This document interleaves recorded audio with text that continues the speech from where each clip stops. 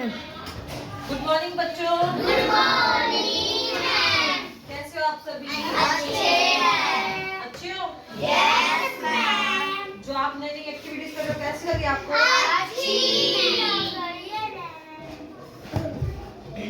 तो जो आज आपको नई एक्टिविटी करनी है, यस मैम। आपको स्टोरी सुननी कैसी लगती है? अच्छी लगती है ना? तो आज की जो बड़ी एक्टिविटी है ना वो पपेट शो। इनकी हेल्प से मैं आपको एक स्टोरी सुनाऊंगी, ठीक है? तो जो स्टोरी है वो क्या है? एक्टिविटी हमारी पपेट शो एक्टिविटी, और जो हमारी स्टोरी है वो है दो घड़ों की। ये देखो, ये हमारे पास दो घड़े हैं, ठीक है? एक हमारे पास है मिट्टी का घड़ा और एक हमारे पास है तांबे का घड़ा, ठीक है? तो जो हमारी एक्टिविटी है वो इन पे बेस्ड है, ठीक है? सुनेंगे, अच्छे से सुनना, बहुत ही इंटरेस्टिंग है, ठीक है? आप मुझे बताना उसके बाद आपको क्या शिक्षा मिलती है उस एक्टिविटी से, इस कहानी से, ठीक है? स्टार्ट करें? तो स्टार्ट करें एक्टिविटी। आपकी जो स्टोरी है उसका टाइटल है दो घड़े।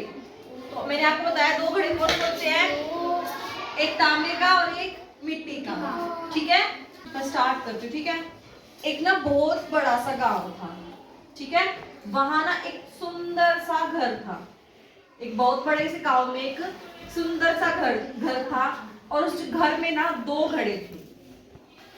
क्या थे? दो घड़े थे, एक मिट्टी का और एक तांबे का। उस तो क्या था, वहां उसके घर के पास ना उस गांव में एक सुंदर सी बहुत बड़ी नदी बहती थी जिसमें बहुत सारा पानी था। तो क्या होता है, एक दिन बहुत तेज बारिश आती है, बहुत तेज बारिश आती है। तो बारिश आते आते वो बोलते हैं बारिश आई छम छम छम, बारिश आई छम छम छम, बारिश लाई पानी, बारिश लाई पानी। अब पानी आके तो बारिश में क्या होता है, इतना ज्यादा पानी आ जाता है कि वहां बाढ़ आ जाती है। जो ये क्या होता है, इस जो रिवर होती है, रिवर में ना जो रिवर से जो पानी होता है ना वो बाहर निकल आता है। इतना पानी बाहर निकल आता है कि जो ये दोनों, जो ये घर होता है, घर के आसपास की जगह होती है, वो सब कुछ क्या होते हैं, डूब जाते हैं। तो बाढ़ आने से क्या होता है, जो ये वहां ना दो घड़े होते हैं, तो घड़े क्या होते हैं, वो खुद ना सोचने लग जाते हैं। तो जो ये मिट्टी का घड़ा होता है वो कहता है मैं तो मिट्टी का घड़ा हूँ, मैं तो डूब जाऊंगा, मैं क्या करूँ? फिर जो तांबे का कहता है सुनो भाई, तुम घबराओ मत, तुम ऐसे करना, तुम ना मेरे पास रह जाना, तुम ना मेरे पास आ जाना, मैं तुम्हें बचा लूंगा।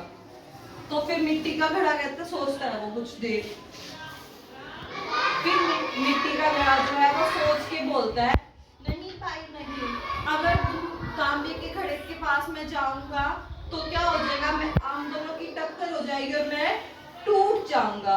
तो फिर मिट्टी का घड़ा बोलता है कि भाई तुम ना ऐसे करना, तुम दूर दूर रहना। तो जब भी मैं ना, मिट्टी का घड़ा कहता है कि तुम दूर रहना, मैं अगर हम टकराएंगे नहीं तो हम टूटेंगे भी नहीं। तो ना हम जो क्या करेंगे कि जो उसके ऊपर है ना, पानी के ऊपर तैर तैर के हम किनारे तक पहुंच जाएंगे। तो ऐसा ही मिट्टी का घड़ा सोचता है। मिट्टी का घड़ा क्या होता है, पानी के ऊपर तैरता है, तो मिट्टी का घड़ा क्या होता है, धीरे धीरे तैर तैर के नदी के किनारे पहुंच जाता है। और सेम ऐसे ही तांबे का घड़ा भी तैर तैर के अपने नदी के किनारे पर पहुंच जाता है। तो ऐसे क्या होता है, दोनों घड़े बच जाते हैं। तो इस कहानी से हमें क्या शिक्षा मिलती है? देखो ये क्या था, एक मिट्टी का घड़ा। मिट्टी का घड़ा ये कमजोर था, और तांबे का घड़ा क्या था, मजबूत था।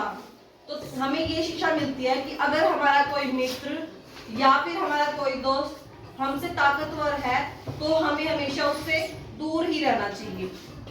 अब देखो, अगर मिट्टी का घड़ा उसकी हेल्प ले लेता, कि जो तांबे के घड़े ने कहा था कि मेरे पास आ जाओ, तो तांबे का घड़ा ये दोनों टकरा जाते और दोनों क्या हो जाते, इसमें से मिट्टी का घड़ा क्या हो जाता, टूट जाता।